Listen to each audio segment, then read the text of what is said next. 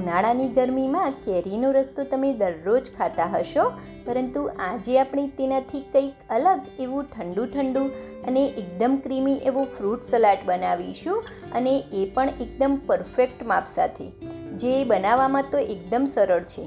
ઉનાળાની ગરમીમાં ઘરે જો મહેમાન આવ્યા હોય અથવા તો સાંજે ડિનરમાં કંઈ વધુ જમવાની ઈચ્છા ના હોય તો આ ફ્રૂટ સલાડ તમારી માટે બેસ્ટ ઓપ્શન છે. માત્ર 2 જ વાટકી આ ફ્રૂટ સલાડ ખાઈ લેશો તો બીજું કંઈ જમવાની જરૂર પણ નહીં પડે. હેલો ફ્રેન્ડ્સ, જય શ્રી કૃષ્ણ, રાધે રાધે. સ્વાગત છે તમારું મારા કિચનમાં.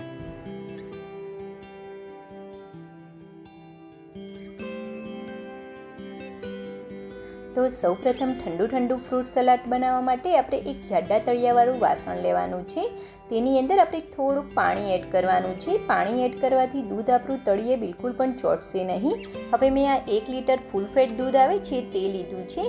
તો બધું જ દૂધ આ રીતે આપણી પેનની અંદર લઈ લેવાનું છે. ટોટલ મેં અત્યારે 1 લીટર દૂધ લીધું છે.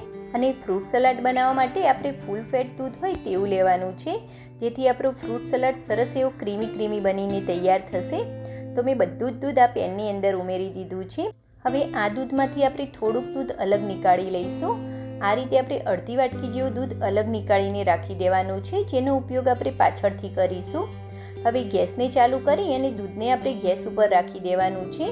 હવે ગેસની ફ્લેમને હાઈ કરી અને દૂધને આપણે આ રીતે કન્ટિન્યુ હલાવતા જઈશું અને દૂધને આપણે ઉકાળવાનું છે. 1 થી 2 ઉભરા આવે ત્યાં સુધી દૂધને આપણે ઉકાળવાનું છે. ગેસની ફ્લેમ આપણે હાઈ કરેલી છે, તો દૂધને આ રીતે કન્ટિન્યુ હલાવતા રહેવાનું છે, જેથી દૂધ આપણું તળિયે બિલકુલ પણ ચોંટશે નહીં. હવે દૂધ આપણું ઉકળે છે ત્યાં સુધી ફ્રૂટ સલાડની અંદર ઉમેરવા માટે મેં આ 1 મોટો ગાંગરો સાકર લીધી છે. તમે તેની જગ્યાએ ખાંડનો પણ ઉપયોગ કરી શકો છો. તો સાકરને આપણે દરદરી વાટી અને તૈયાર કરી લેવાની છે. સાકરની તાસીર એકદમ ઠંડી હોય છે, જે ઉનાળાની ગરમીમાં આપણા શરીર અને આંખોને ખૂબ જ ઠંડક આપે છે, અને તે નેચરલ પ્રોસેસથી બનેલી હોય છે. જો પોસિબલ હોય તો સાકરનો જ ઉપયોગ કરવાનો. હવે દૂધ પણ આપણું સરસ એવું ઉકળવા લાગ્યું છે અને દૂધની અંદર 1 થી 2 ઉભરા પણ આવી ગયા છે. તો હવે ગેસની ફ્લેમને આપણે મીડિયમ કરી દેવાની છે. ફ્રૂટ સલાડની અંદર દૂધને આપણે વધારે પડતું ઉકાળવાની બિલકુલ પણ જરૂર નથી. આ રીતે 1 થી 2 ઉભરા આવે ત્યાં સુધી જ ઉકાળવાનું છે, જેથી તેની અંદર પાણીનો ભાગ હશે તે બળી જશે. હવે તેની અંદર આપણે 4 થી 5 મોટી ચમચી ભરીને સાકર ઉમેરવાની છે. તમે સાકરની જગ્યાએ ખાંડનો પણ ઉપયોગ કરી શકો છો.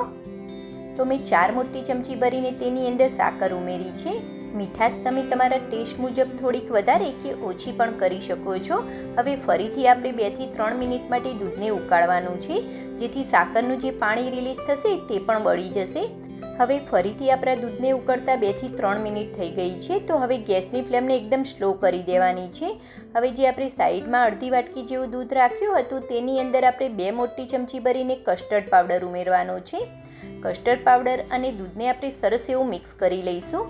કસ્ટર્ડ પાવડર અને દૂધને આપણે સરસ એવું મિક્સ કરવાનું છે. કસ્ટર્ડ પાવડરના બિલકુલ પણ ગાંઠા આપણા દૂધની અંદર ના રહેવા જોઈએ. આ રીતે આપણે સરસ એવું મિક્સ કરવાનું છે. આ રીતે સરસ એવું મિક્સ થઈ જાય એટલે થોડું દૂધ કરીને આપણે આ દૂધની અંદર મિક્સ કરવાનું છે.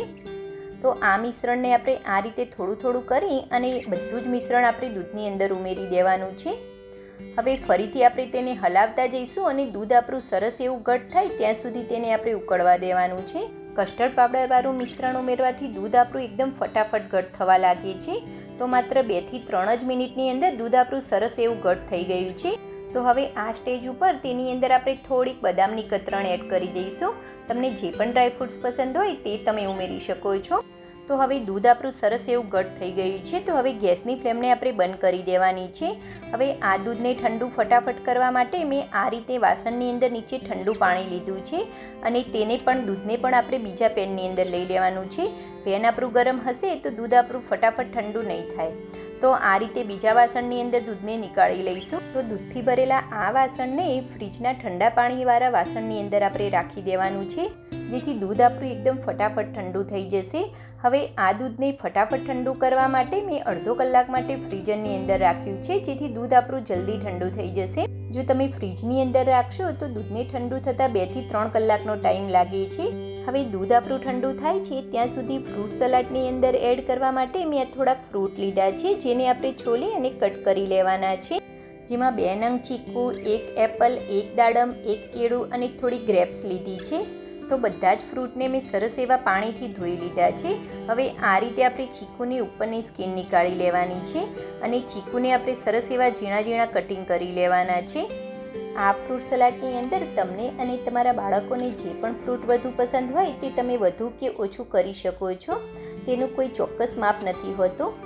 તો સેમ એ જ રીતે મેં બધા જ ફ્રૂટને આ રીતે સરસ એવા ઝીણા ઝીણા કટિંગ કરી અને તૈયાર કરી લીધા છે. તો હવે માત્ર અડધો કલાકની અંદર દૂધ આપણું ફ્રીઝરની અંદર સરસ એવું ઠંડુ થઈ ગયું છે. હવે આ ફ્રૂટ સલાડને જ્યારે આપણે સર્વ કરવાનો હોય તેની અડધો કલાક પહેલાં આપણે આ બધા જ ફ્રૂટને તેની અંદર એડ કરી દેવાના છે. તો સેમ એ જ રીતે મેં બધા જ ફ્રૂટને આની અંદર એડ કરી દીધા છે. હવે આ રીતે આપણે સરસ એવું મિક્સ કરી લેવાનું છે. હવે આ રીતે સરસ એવું મિક્સ કર્યા પછી આપણે ફરીથી અડધો કલાક માટે આપણે આ ફ્રૂટ સલાડને ફ્રીજની અંદર રાખવાનો છે. હવે ફરીથી આપણે અડધો કલાક પછી ફ્રૂટ સલાડને કાઢી અને એકદમ ઠંડો આપણે તેને સર્વ કરીશું. તો આપણો સરસ મજાનો એવો ઠંડો ફ્રૂટ સલાડ બનીને તૈયાર છે. તો ગરમીમાં સાંજે કંઈ વધુ જમવાની ઈચ્છા ના હોય તો આ ફ્રૂટ સલાડ બનાવીને ચોક્કસથી ટ્રાય કરજો ફ્રેન્ડ્સ. અને આ વિડીયો તમને ગમી હોય તો મારી વિડીયોને લાઈક અને મારી ચેનલને સબસ્ક્રાઈબ કરવાનું ભૂલતા નહીં. જય શ્રી કૃષ્ણ.